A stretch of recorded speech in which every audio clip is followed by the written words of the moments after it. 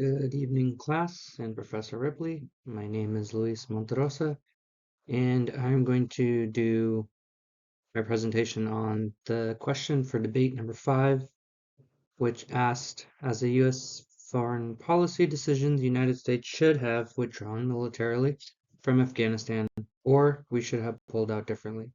So in the title, I say that we should have withdrawn militarily from Afghanistan, but definitely leaning more on the differently aspect of what actually occurred. Next slide.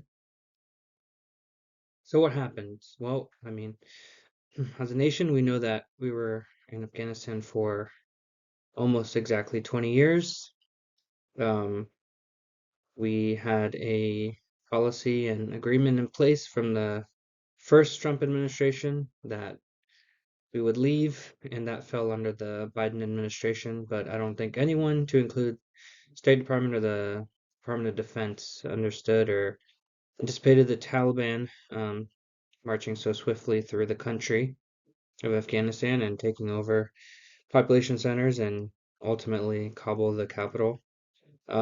Tragically, there was an attack on Abbey Gate, uh, Hamid Karzai International, which was where the United States decided, for some reason, to do their military withdrawal and their non-combatant evacuation as well. Even though we had Bagram Air Base that was relatively close by. That attack killed 182 people and 13 U.S. service members were killed in action, unfortunately. In addition to that, it was actually ISIS-K or ISIS in the Khorasan who committed that atrocity, and the Taliban somehow had an agreement with the U.S. military that they would man the outside of the gates of Hamid Karzai International, and somehow this occurred.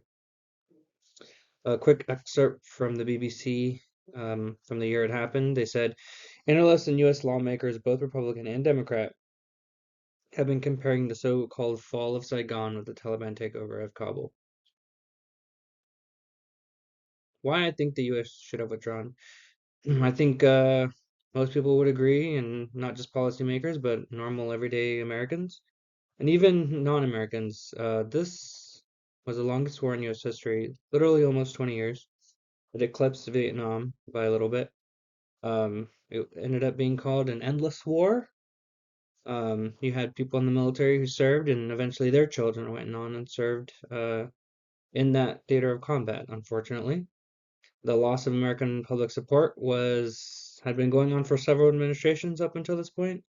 Um, Not that the monetary cost of what occurred eclipses the loss of life for the U.S. side or Afghanistan people, but the United States spent over $2 trillion, and we also found out that somehow we can't do counterinsurgency well, especially after what happened in Vietnam in the 60s and 70s. But the U.S. should have done it differently. So there's a lot of, um, I think, blame to go around, and they discussed this ad nauseum at several hearings after what occurred. The big complaint was there was a Bagram Air Base, an actual fortified and large air base that we had that was, kind of close to the capital, Kabul, and the international airport.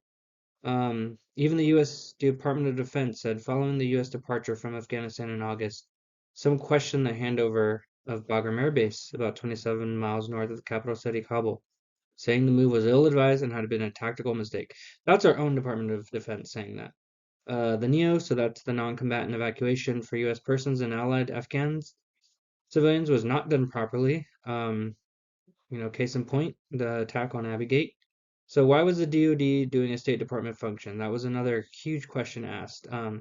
SIVs, I'll get into that second, but the special immigration visas, that was meant for our Afghan allies and their families to hopefully um, be able to come to the United States because they would be obviously targeted by the Taliban and ISIS. But I think the swiftness of the Taliban takeover of the country ultimately led to our hasty withdrawal and our just complete blunder at that point. The ramifications of what occurred. I think the biggest takeaway, one of them, is unfortunately any small inroads we made for women and children in Afghanistan is eroded. So now, as it stands, women and girls are not allowed to go to school past sixth grade. They must be covered head to toe and not speak in public, which is terrible. Goes against basic human rights and human dignity. According to the DW news organization, furthermore, they ban homosexuality, animal fighting, cultural celebrations, playing music in public, and non-Muslim holidays, as well as the use of fireworks, among other things. So they're banning just random things, music, singing, public displays of affection. The other thing I would say is a lot of U.S. and probably our NATO allies and ISAF allies, they feel betrayed. There was a huge power vacuum filled by the Taliban. We ousted them in 2001, and they came right back. International blowback, something we are learning in this course. Swift and angry, I think rightfully so. And the special immigrant visas were not fulfilled. We left a lot of our allies behind.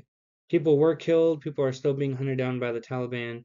And even this new administration just canceled a lot of special immigration visas, which in and of itself, I think leaving our allies behind anywhere in Afghanistan or Syria, it's a moral abdication, in my opinion. This last slide, sources that I had, and just on an ancillary note, I actually served in Afghanistan in 2013. That's actually a picture of me in front of a Black Hawk in the Helmand province. Um, and again, 2013, we were already 12 years into that war, so it's kind of mind blowing. Thank you for your time.